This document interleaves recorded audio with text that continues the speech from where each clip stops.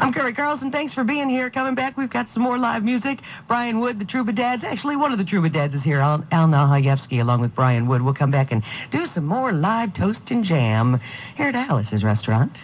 Trump brought to you in part by Phillips Restaurant. Carey Carlson along with you live from Greenfield Village this morning as things come to life. We have Brian Wood and Donna Nahajewski with us from the Troubadads, and apparently we're inducting another honorary Trouba Papa into the fold here today.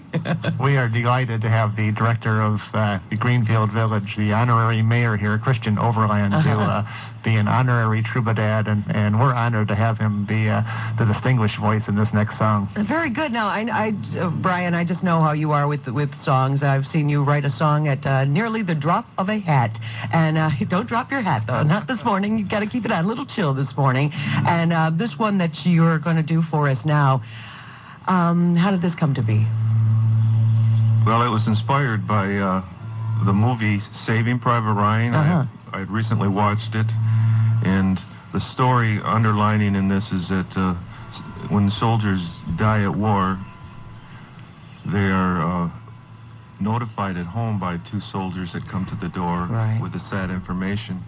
And I had tears in my eyes after watching this movie, and I just sat down and this came out.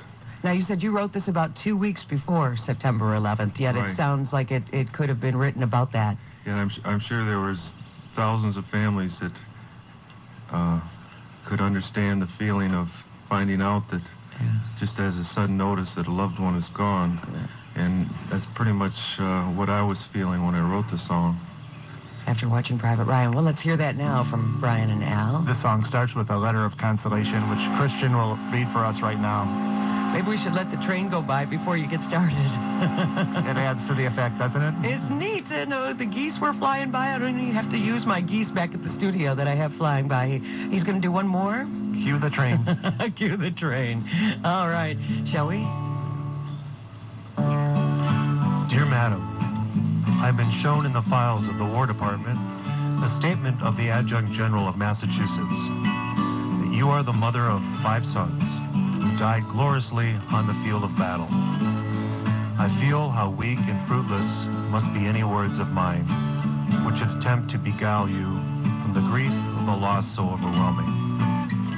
But I cannot refrain from tendering to you the consolation that may be found in the thanks of the Republic they died to save. I pray that our Heavenly Father may assuage you the anguish of your bereavement and leave you only the cherished memory of the loved one and lost, and the solemn pride that must be yours to have laid so costly a sacrifice upon the altar of freedom. Yours very sincerely and respectfully, Abraham Lincoln. I used to take for granted this easy life I've lived, what I didn't know I couldn't feel.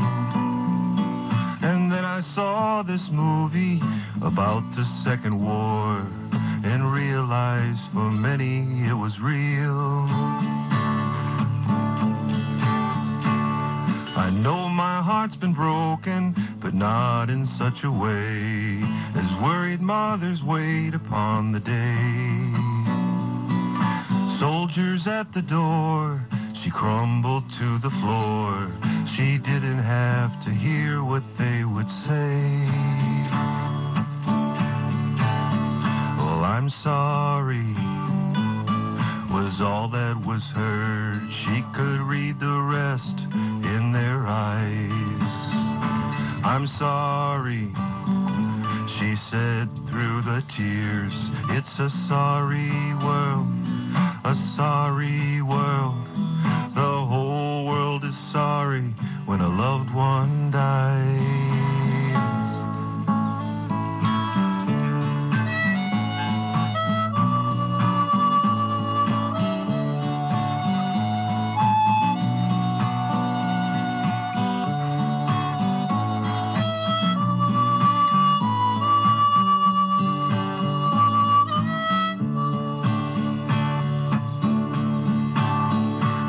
I'm sorry was all that she heard.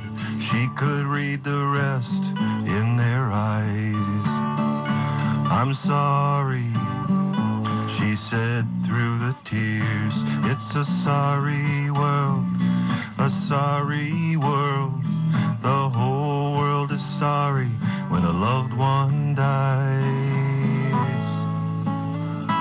And after darkness falls, she thinks beyond the stars and knows that there will one day be a time. She sings his favorite song, they used to sing along. She holds him in her heart and in her mind. She holds him in her heart and in her mind.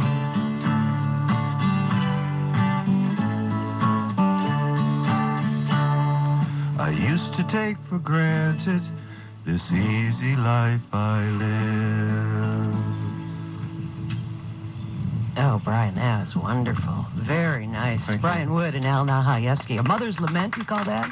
Mother's Lament. And Christian Overland, very nice with the President Lincoln letter there. Very, very nice. Yeah, absolutely. Now, you told me after you wrote this song, Brian, that you spoke to your mom, who I know. Hi, Mrs. Wood. Yes.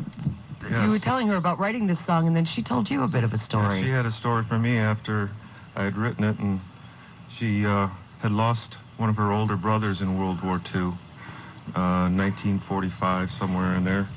And like the story, a couple soldiers came to the door, and she happened to be the only one home, a 16-year-old girl at the time. And they, unfortunately, had to leave the message with her, who then in turn, when her parents came home later that day, she had to tell them the sad, sad news. And you hadn't heard this story about your family up until then? No, I didn't know about it till afterwards, so it kind of sent a chill down my spine. There's a little song in you that had to come out, huh? Yeah, as if I knew about it, but didn't realize I knew consciously. about it. Huh. Awesome. Brian Wood and the Troubadads, actually. Brian and a Troubadad and an honorary Troubapapa with us here this morning, live from Greenfield Village. Let's get this 9 o'clock hour rolling, shall we?